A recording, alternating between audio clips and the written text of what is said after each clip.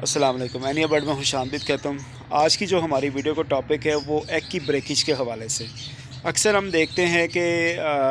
جو فیمیل ہے اس کا ناخن وغیرہ لگنے سے، اس کا نیل لگنے سے ہمارا جو ایگ ہے وہ ٹوٹ جاتا ہے، مائنر سا اس پہ بریکیج سی آ جاتی ہے، ٹھیک ہے۔ تو انڈا بھی ہمارا فرٹائل چل رہا ہوتا ہے تو ہم دیکھ کے پریشان ہو جاتے ہیں، لے بھی یہ تو ہمارا کام خراب ہو گیا۔ تو انڈرسٹوڈ بات ہے، جب وہ ٹوٹ جائے گا تو اس میں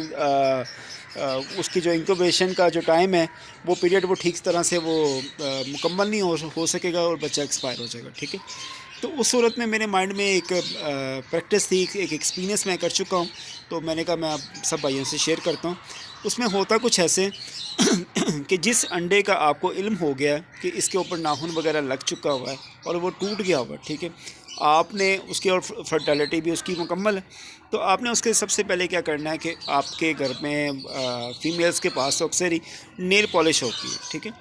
آپ نے نیل پالش پکڑنی ہے، اس انڈے کو پکڑنا ہے اور مائنر سی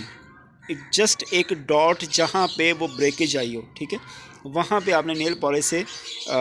جو انڈے کے اوپر جہاں پہ بریکیج آئی ہوئی ہے وہ نیل پالش لگا دینی ہے اور انڈے کو واپس وہاں پہ رکھ دینا ہے۔ اچھا،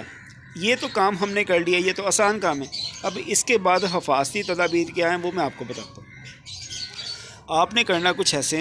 کہ جب ہم نے اس انڈے کے اوپر نیل پالش لگا دی اور اس کو واپس اس فیمیل کے نیچے رکھ دیا، ٹھیک ہے، تو آپ نے دوبارہ سے اس انڈے کو ہاتھ میں نہیں پکڑنا، ٹھیک ہے، کیونکہ اس کی ریزن یہ ہوتی ہے کہ اس کا شیل جو ہے اس میں جو اسٹرینتھ ہوتی ہے اس کی وہ کم ہو چکی ہوتی ہے، اور انڈرسٹوڈ بات ہے اگر آپ اس کو بار بار چیک کریں گے،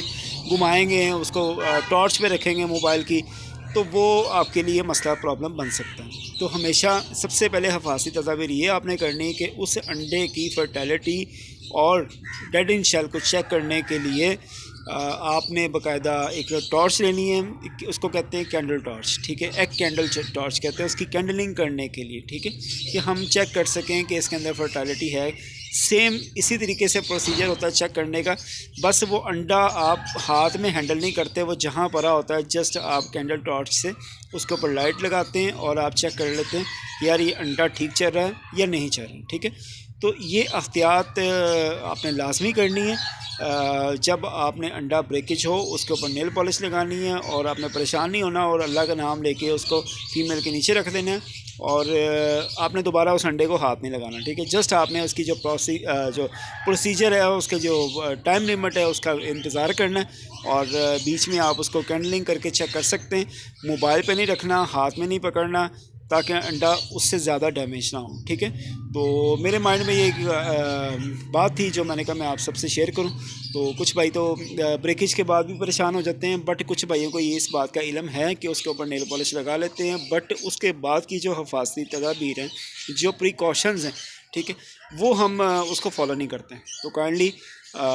میرے مائنڈ میں تھا، میں نے کہا میں آپ سب بھائیوں سے شیئر کروں۔ تو آج کی جو ہماری ویڈیو تھی وہ بریکیج کے حوالے سے تھی۔ تو اگر ویڈیو پسند آئی ہو تو کائنڈلی لائک کیجیے گا، سبسکرائب کیجیے گا۔ اینیا برڈ کی طرف سے خدا حافظ۔